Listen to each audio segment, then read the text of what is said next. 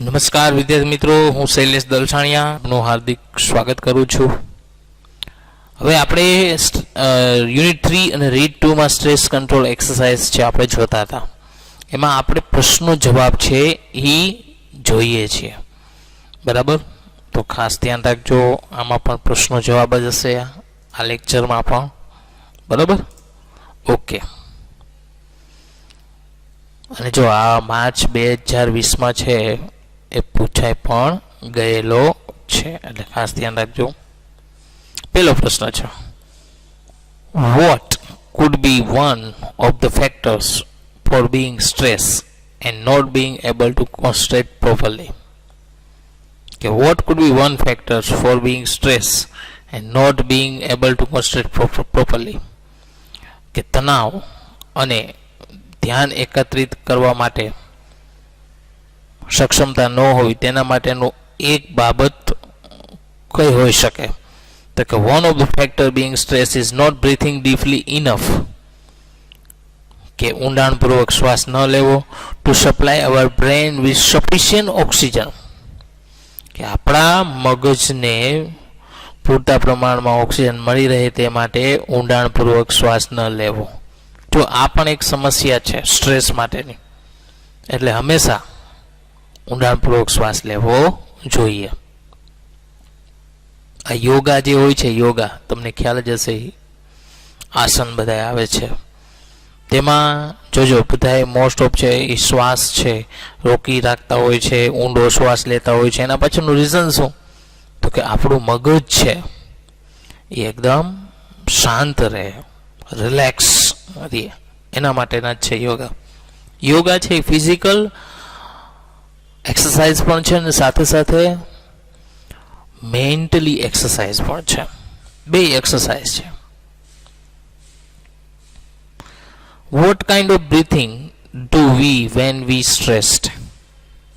કે જ્યારે આપણે તણાવમાં હોઈએ છીએ ત્યારે કેવા પ્રકારનો શ્વાસ લઈએ છીએ? તો કે વેન વી સ્ટ્રેસ્ડ, જ્યારે આપણે તણાવમાં હોઈએ, we tend to hold breadth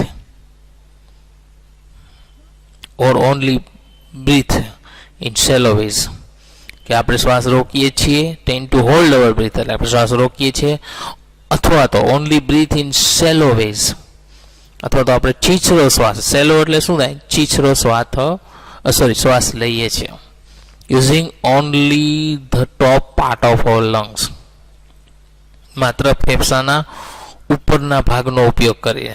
એટલે આપણે ટૂંકમાં ઊંડો શ્વાસ નથી લેતા. જ્યારે ઘણી વખત ટેન્શન વધી જાય, જ્યારે જોજો ત્યારે શ્વાસોશ્વાસ પણ વધી જશે સાથે.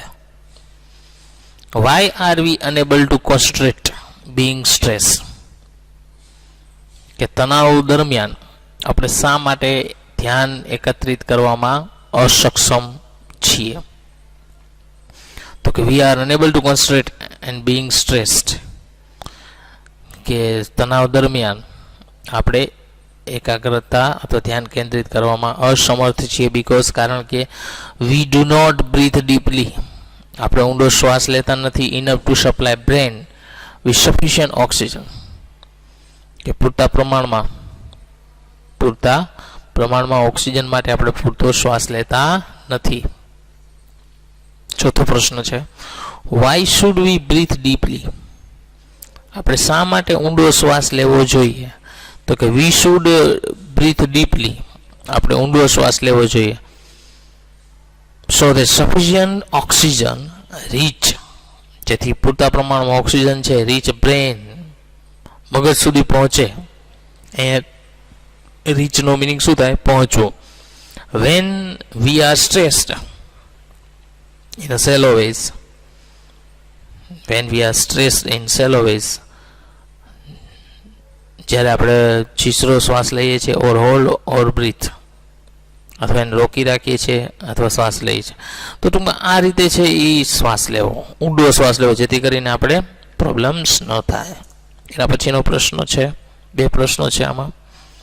Vote kind of exercise is suggested in the passage? પેસેજનો મિનિંગ થાય પેરેગ્રાફ, કે પેરેગ્રાફમાં કયા પ્રકારની કસરતનું સૂચન થયેલું છે? તો કે the exercise suggest in the passage is the pressing our head step by step from front hairline of our head to its back.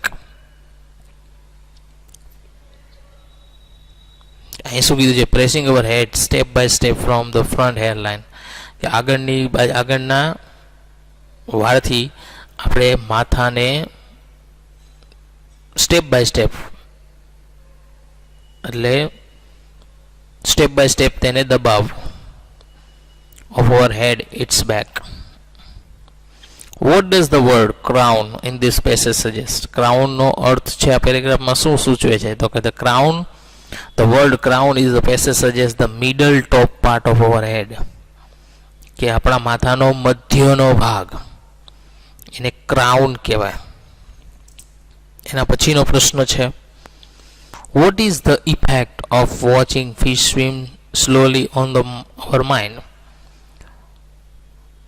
કે માછલીને ધીમેથી તરતી નિહાળવી એની આપણા મગજ ઉપર શું અસર થાય છે? તો કે our mind is pacified, એટલે આપણું મન છે શાંત થાય છે. એન્ડ કામ, આપણું મન છે એકદમ સ્થિર, સ્પેસિફાઈડ સ્થિર, અને કામ એટલે શું થાય? શાંત થાય છે. By watching fish swim slowly, કે માછલીને ધીમે તરતી નિહાળી.